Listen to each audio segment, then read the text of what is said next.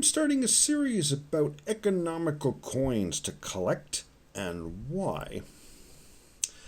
First one, the Liberty Head dollar, better known as the Morgan dollar. Why? Because it was designed by this guy, George Thomas Morgan. He was the assistant engraver at the mint in the U.S. at the time. The head engraver was a guy named Barber. That name probably, if you've been collecting for a while, you probably know that name already. And the Morgan dollar design came from this lady, Anna Willis Williams was her name. That's where the design of the Morgan dollar came from. Now, the Morgan dollar is one of the better known American coins, and even though it's big and silver, it is still fairly economical to collect. Some stats here. It is 38.1 millimeters across. That's 1.5 inches for my American friends. It's 90% silver and 10% copper. And it weighs 26.73 grams. And sorry, I don't know what that is in ounces, but it is it's pretty close to 1 ounce. The Morgan dollar has mint marks on it. This one has an O mint mark, and we focus in and catch that O mint mark. Let's see if we can do that. Okay. Just under the eagle, there is an O. O in this case stands for New Orleans. All right. There it is.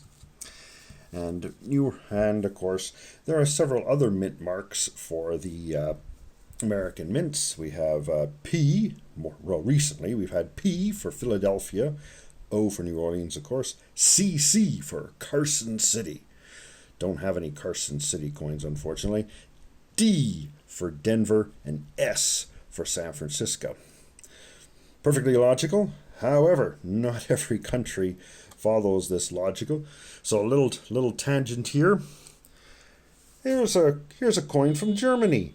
It's a 1929 A. And where was it made?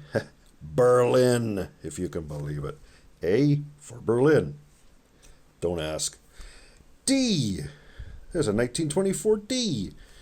And was it struck in Dresden? Nope. Munich is where it was made.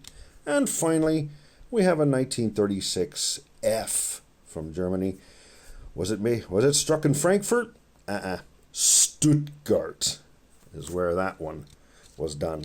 So, yeah, just one of those things about it. But the United States, of course, follows the logic that you have the letter that's the first letter of this name of the city. That's the way it's been done in the U.S. But I did want to mention that other countries, of course, do it differently.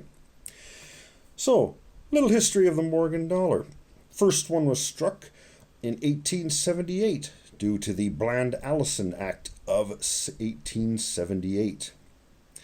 Silver was plentiful in the United States at the time. More mines opened up out west, but there was a free silver policy of the government buying silver and simply making coins out of it. But this policy ended in 1873, not 1973, sorry.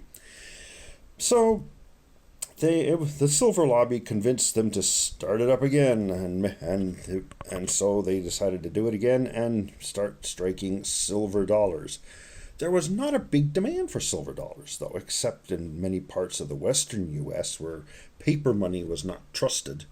But the silver went out west and was used there to a certain extent. that the silver did eventually run out as silver stocks went down. The great Comstock lode, one of the biggest silver mine in the United States, ran out of silver by the late 1800s, and Morgan stopped in 1904. Now you're thinking, well, there's one there, that I have one here that's 1921. Well, that is its own interesting story. In 1918, World War I was raging away, and German agents in India, which of course was part of the British Empire at the time, were stirring up trouble.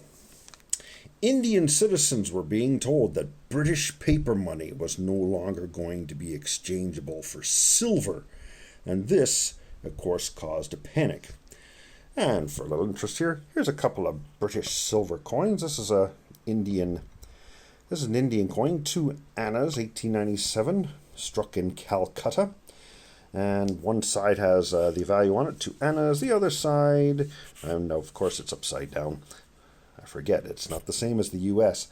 We have a portrait here of Queen Victoria. And over here we have yet another larger one. One of the noteworthy things about these coins is that you look at the information, and it says around the outside, let's see, that's George the Sixth Omnia Rex. The Victoria one, if I could read it here, but no, can't read it. It's too small. But what we can read here is that it also states this: that the King or Queen of England is also the Emperor of India. So, getting back to World War I, with the trouble that the Germans were stirring up, a panic started, and Indians very quickly decided that they wanted to be paid only in silver coins, much like these ones here. And there's a silver shortage ensued. So the U.S. stepped forward to help them out. Oh, I say, oh boy, jolly decent of you. The Pittman Act, passed by the U.S. Congress on April 22nd, 1918, authorized melting down 350 million silver dollars. And the silver then was sold to Britain at $1 per troy ounce. Boy, I wish I could get silver now at that price. With the end of the war, the melting stopped, but not before over 270 million silver dollars were melted down, 259 million of which were sold off to the UK. Most of the coins that were melted down, of course, were Morgans, dated from 1878 to 1904. The 1921 Morgan was struck as part of the second phase of the Pittman Act to replace the ones that were melted down. This is one of the requirements, that after things ended, the new coins would be struck to replace them. And so 1921s were struck, and the peace dollars were struck as well. I do not have a peace dollar. Wish I could show you one here, but the peace dollars, as you may know, continued after the 1921. Now, silver melts continue actually to this very day, and it has been estimated that 90% of all U.S. silver dollars have gone to the melting pot. Yeah, there was even a big silver melt in 1981. Silver hit $50 an ounce that year, and it caused the Great Silver Melt of 81. Despite all that, one of these can be had for as little as $30. This guy here, you could probably have for about that price, 30 American dollars. Of course, the rarest and most pristine of the Morgan dollars will cost you the price of a new car. The most valuable one that I have heard of so far were sold at an auction for 881,000 American dollars. So, why collect Morgans? Besides its history and the fact that they're not overly expensive, most of them, the Morgan dollar is a good investment if you want to be a silver stacker. that is, someone who collects silver coins for their bullion value. A Morgan dollar has more silver than the other contemporary silver of the time. For example, a silver half dollar has 0.36169 ounces of silver, troy ounces that is, but a Morgan has 0.77344 troy ounces, not 0.72338 troy ounces, if you would expect if it was just twice that of a half dollar. So it's a better deal for its bullion value. What makes the coin appealing as well is the fact that, well, it's a beautiful coin.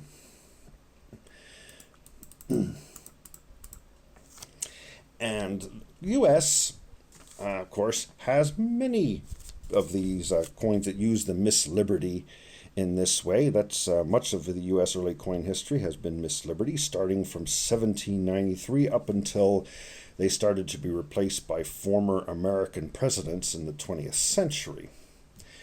Now, I have a few here. Here's a seated Liberty. Kind of small. I'm sorry to say that the only nice seated I have is a half dime, and she's pretty tiny.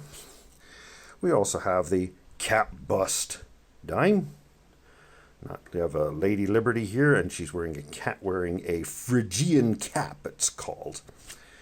And we have the Barber. The Barber does not get as great a review as the others. A lot of people don't like the Barbers. But the Mercury dime, one of the most popular collectible American coins today. I might even talk about Mercury dimes in the future. Seated Liberty, another nice one. And there's the Barber on a half dollar, but unfortunately she's well worn, so she might not look too attractive either way. And finally, we got a Walking Liberty as well. So these, of course, all beautiful, but this is considered to be the best, if one of the best, if not the best representation of Lady Liberty.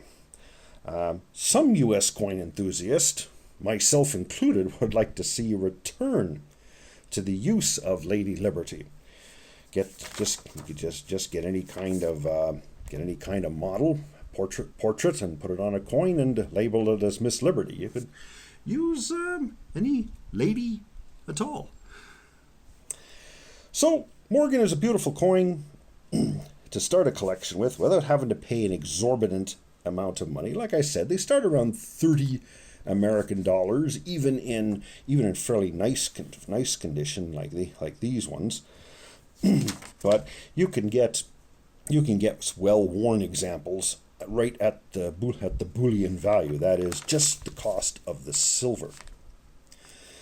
So, if you like this video, please hit the thumbs up, please subscribe, and don't forget to ring the bell.